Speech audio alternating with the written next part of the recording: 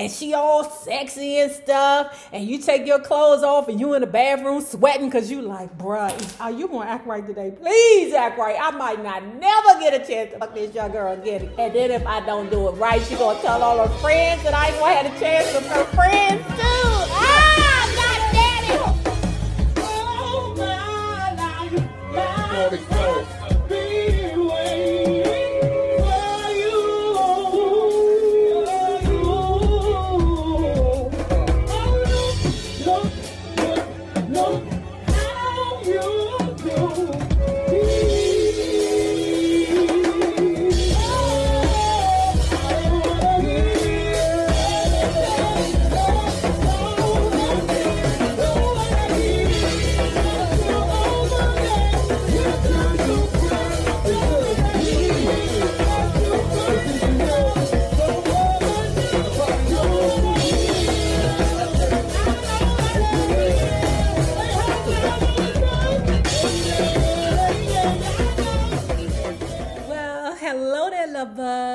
Hello there, Bellas.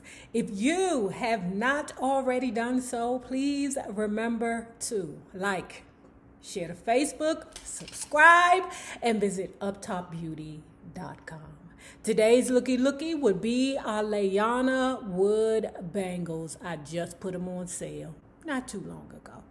And if you are not already a part of our book club, please remember to hit the Patreon link below and or the join button here on the YouTube. And for a small monthly fee of $5, you babies, yes you, can be privy to all the shenanigans before the YouTube gets it, if the YouTube gets it. Now, let's begin talking about Richard Pryor. Prior convictions and other life sentences, the official autobiography. To everyone, from fans to wives, I would always be a dark comic genius, the bard of self-destruction. But in the summer of 1986, I literally saw the light. And if that didn't change who I was, it certainly transformed my life. It was the middle of the night. Lying in bed beside my ex-wife, Deborah, in my house at Hana on the island of Maui, Hawaii, I watched shards of light explode across a field of vision as if I were standing in an empty field during a lightning storm. I didn't know what to make of it. I stared at the lights a long time. They didn't entertain me, nor did they scare me. I thought I was onto something unique. Then I woke up Deborah to tell her about it. What are you talking about? Your theory of light, she said, unamused and tired. Can you see it? I said. No, she said. There, I exclaimed, pointing at another boat spearing the darkness. There, right there, goddammit. 2 months later, I sat on an airplane headed for the Mayo Clinic in Rochester, Minnesota. Deborah sat beside me as if to prevent my escape. Not that I could have gone anywhere at 35,000 feet. Though I admit the thought did cross my mind. Death had knocked on my door before. Bullets had just missed me. Women's, I'm not women's, okay? Let me show you. That's a, can you see that? That's a, what is it? Hold on. That's a women's. Women's had gone for my heart and worse, my balls. I had even set myself on fire and suffered third-degree burns over 50% of my body in 1980. But the stuff that'd been happening lately scared the shit out of me. It was as if death had returned for a visit. Hey, Rich, remember me? No, Rich, why you want to hurt my feelings like that? Get the fuck away from me, mother. So, as of right now, he's speaking of death like it's a person. Like, you know, it's the Grim Reaper. Like, whatever it is that he's going through right now, we know, but pretend you don't know, okay? Whatever it is that he's going through right now, mentally and physically, it is a person that is attacking him, okay? And he looks at it like a wretched mother hunchy. After seeing the flashing lights in Hawaii, weird shit snuck up on me without warning. My feet went numb. My hands went numb. My fingers didn't do what I told them. My neck went stiff. Needless to say, if some part of my body was going to go stiff, I didn't want it to be my neck. Oh, I am so happy I'm not a dude and have to deal with them problems of soft pickle. That is the worst. Could you imagine being an old virile man, and you get the opportunity to knock down something young and tender, you know what I'm saying? And she all sexy and stuff, and you take your clothes off and you in the bathroom sweating because you like, bruh, are you going to act right today? Please act right. I might not never get a chance to fuck this young girl again. And then if I don't do it right, she going to tell all her friends that I ain't going to have a chance to fuck her friends too. God damn it. As soon as I began worrying for real that my body was becoming more unreliable than my mind, I saw a doctor at UCLA. The UCLA doc put me through tests, then sent my ass to the Mayo Clinic, where I was poked and prodded as if I were an experiment in Dr. Frankenstein's lab. Don't you hate that? Don't you hate that? Doctors be like, oh, we can do this, we can do that. Let me do a spinal tap. No, wait a minute, motherfucker. Shit. They x-rayed me. They tested my reflexes. They put me on a contraption. They turned me around like a piece of meat on a rotisserie and shot me and stuck me and drew things out of my poor, confused body. And they were so casual about it. Good morning, Mr. Pryor. And how are you? Today, we're going to be taking samples of your blood, your shit, and your piss. Oh my God, Jesus, that is the worst. To be in a hospital and you don't know what the fuck is going on. And you can look at some of your doctors going, doctor, you don't know what the hell you doing, do you, doctor?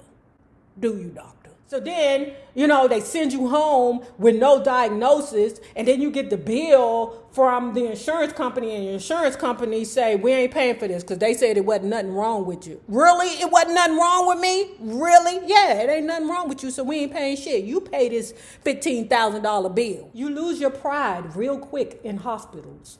During one test, a doctor stuck a long tube down my ass. Oh, the colonoscopy. I wasn't woke, but it was just the traumatic experience all the way up to it. And I know you're like, Nay, it's traumatic up into it. Yes, it is traumatic, baby. And then after the colonoscopy, the trauma continues. No matter what you do to an asshole, it's still an asshole. Ain't going to get any prettier. So there I was having an intimate relationship with this damn machine. When I turned my head to the side and saw a handful of doctors in a doorway looking at me, nothing I could do but turn back to the business. I'm sure they went home that night. And when their wives asked if anything exciting happened at work, they said, yeah, I looked up Richard Pryor's asshole. After a week of intense, scary, and sometimes humiliating tests, the doctors finished. Seated in one of the main doc's diploma-filled office, I was told the diagnosis. It turned out to be worse than all the tests. Mr. Pryor, you have multiple sclerosis. Hey, Rich, remember me? Oh, shit. I knew who it was this time. No use pretending. Death was back. He sounded like Jim Brown on steroids. Am I going to die? No, not yet. I'm just going to fuck with you for a while. You know how sometimes you're too stupid to be frightened when that's really the way you should be acting? Well, I was both stupid and frightened. I didn't know what the fuck the doctor meant when he informed me that I had multiple sclerosis. Nor did I want to know Deborah. Yeah, that's the words. And it says, nor did I want to know Deborah. And I went straight back to the hotel, packed, and caught the first available plane back to LA. I don't think we mentioned MS. Most ninjas, when, they get a diagnosis like that, they would be like, oh, let me cling to the woman that's been with me through good and bad. Not Richard Pryor. He like, let me get rid of this bitch. But 8 years have passed since that fateful day in Rochester. And now I know more about MS than some doctors. People call me all the time and say, Richard, I heard you were dead. What do you think? I reply, you're talking to me. Does that help? I know what they're talking about, though. MS makes you feel like a decoy in a shooting gallery for self-pity and depression. Now, Richard Pryor is saying, okay, I'm in this state of depression, right? And I know that the you know, man is coming for me. That would be the Grim Reaper. I know he's coming for me, you know. But, you know, I know that the media outlets is going to be like, Richard Pryor died because some bitch stabbed him in the face, or Richard Pryor dies of a drug overdose or a heart attack. That's what he feels like. People just waiting for him to have this outstanding death diagnosis, right? Or cause of death, right? When in actuality, it's going to be multiple sclerosis. So the other day I was watching Some Kind of Hero, my favorite Richard Pryor movie. I also was confusing Which Way Is Up and Bustin' Loose as the same movie. I finally seen Which Way Is Up again, and I remember that was a movie my mom took me to go see in the theater, and I went to sleep. Because we was probably going to a night movie, her and one of her boyfriends. You know, my mom was a teenager when she had me. But, child, I remember waking up at the closing credits. I'm like, what the fuck? What did I miss? But instead of a cause being drugs or a heart attack or an angry woman, as most would have expected, MS has added a punchline. Pryor died when he fell down and couldn't get up. I'd be lying if I didn't admit there have been many days when I wanted to pick up the 357 beside my bed and drop the curtain. Call it a show, but I've never taken the easy way. Even when it seemed easy, it wasn't easy. Why, I don't know. That's just the way it's been. Black man fate, I suppose. So rather than surrender to forces beyond my control, I've decided to hang on till the end of the ride. See where the motherfucker takes me. I've had a similar experience with women. I mean, you know the bitch is going to be trouble, but you still fuck her anyway. Didn't I tell y'all that? Didn't I tell y'all that? I mean... We do the same thing. I mean, he is giving us the raw duty here. This book is really heavy and insightful, okay? I'm excited for it. I got to get my swing together in regards to how I'm going to read it. But, hey, so far, y'all, this book is phenomenal. Okay? The main says, get the vagina. And you can't do nothing else but think about the vagina. Is that what men be doing? Is that what y'all do? Y'all be like, oh, I am on a mission to get that cushion. Oh! I found that my life, instead of ending because of MS, has only changed. Perhaps it was God's way of telling me to chill, slow down, look at the trees, sniff the flowers rather than the coke, and take time for myself and see what it's like to be a human being. See what it's like to be human. I lived big for a time, but never appreciated life. I never realized that people really liked me. Me, Richard Pryor, a human being. But like I said, that's all changed since I became ill. I've been surprised and deeply touched by people in more ways than I could have imagined. We're still years away from any sort of cure for multiple sclerosis, but I'm able to make do. I look in the mirror. I know that's me looking back at me. Hey, Rich, how you doing? Well, I'm above ground. This is my life. I know the truth. Shit. Who ever guessed I'd make it this far? Never thought I had a self-destruct mechanism working inside of me.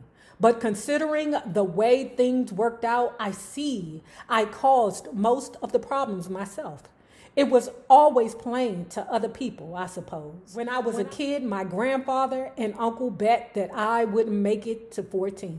And I figured the chances of me making it to 20 were slim. I wasn't much taller than my daddy's shin when I found that I could make my family laugh.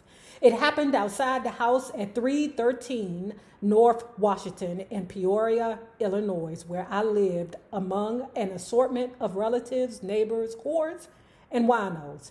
The people who inspired a lifetime of comedy material. I was a skinny little black kid with big eyes that took in the whole world and a wide, bright smile that begged for more attention than anybody had time to give.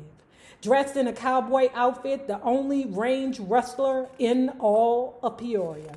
I sat on a railing of bricks and found that when I fell off on purpose, everyone laughed, including my grandmother, who made it her job to scare the shit out of people. Richard Pryor is saying he craves attention. And, you know, just to go sidebar, give me 2 minutes. I really did not know how much men need attention, especially when they're young boys, okay? And I mean, goddamn. And when they don't get it, they act out. Or when they don't get enough of it, they act out because they need that attention, good or bad. He's saying that he realized that he was funny when he would do crazy things around the house. You know, he was was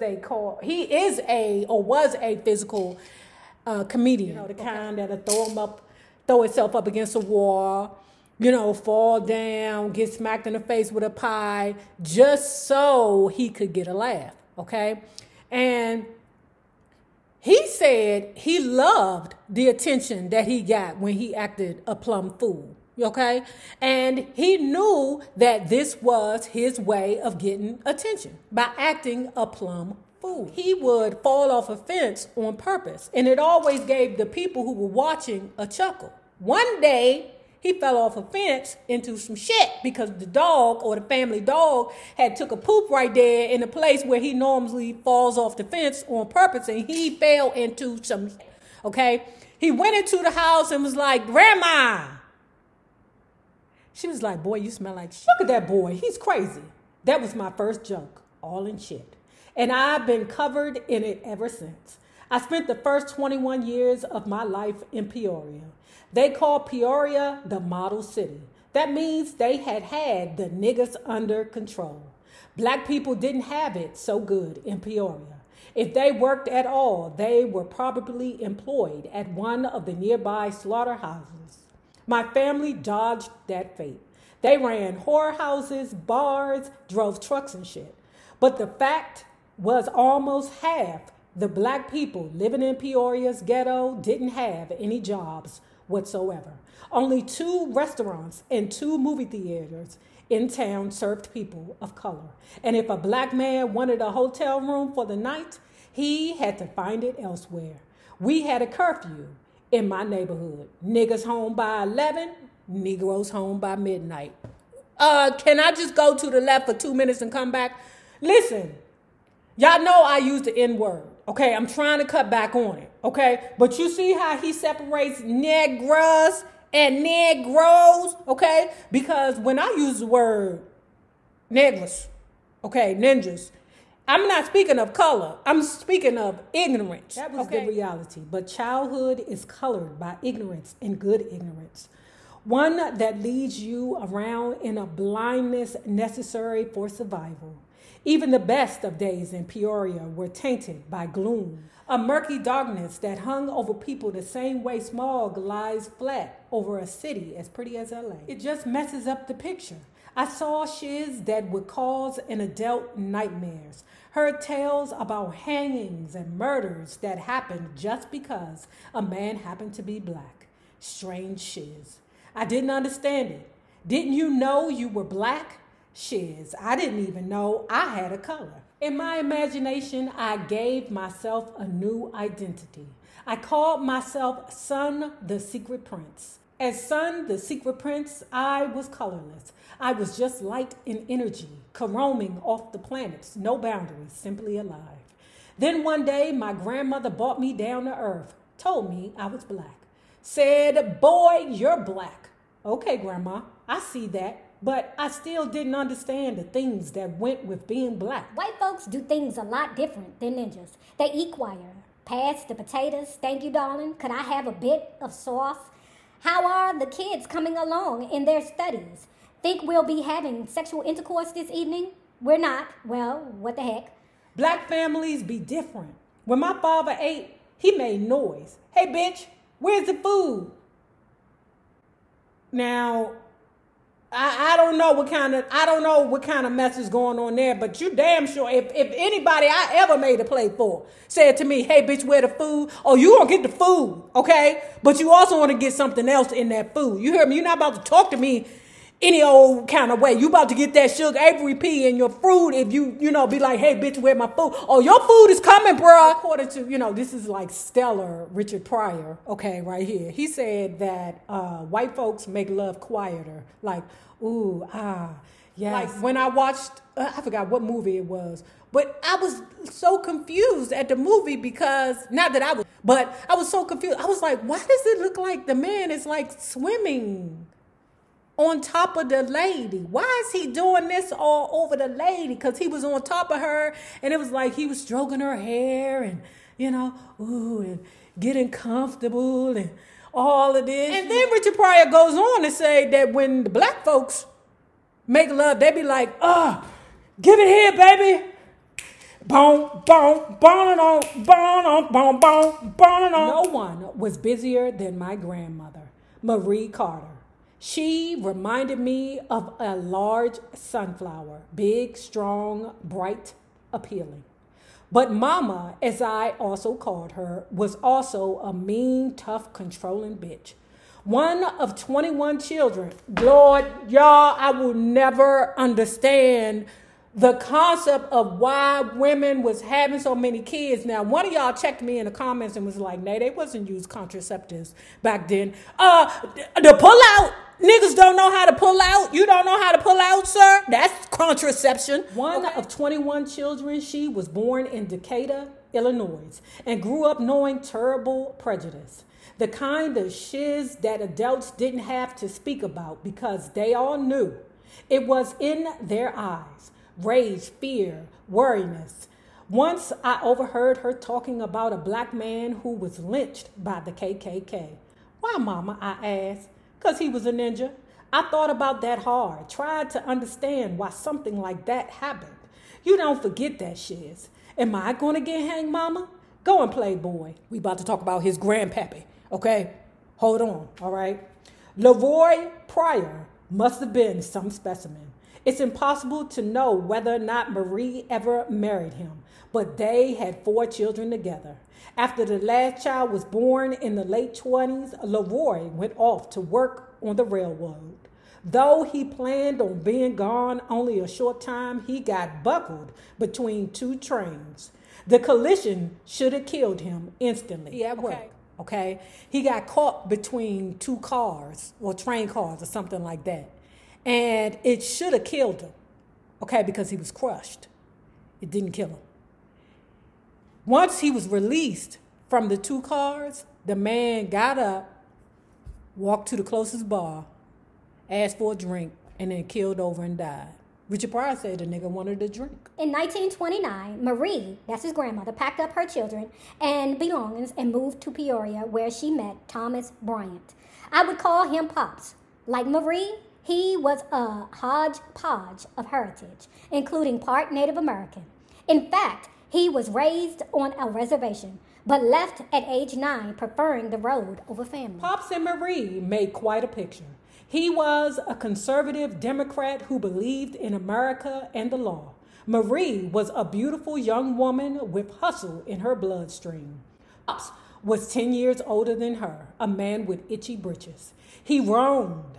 Marie had 4 kids who anchored her in one place. But instead of running the other way, Pops told Marie that he liked her so much, he'd take care of her family. That's strange for a young man, I once remarked. It's different, he replied. Although married for something like 40 or 50 years, Pops and Marie barely exchanged a single word. They quit speaking after she caught him screwing one of the hoes. Rather than throw his ass out of the house, Marie did worse. She defied Pops to ever have another woman. Any woman other than her.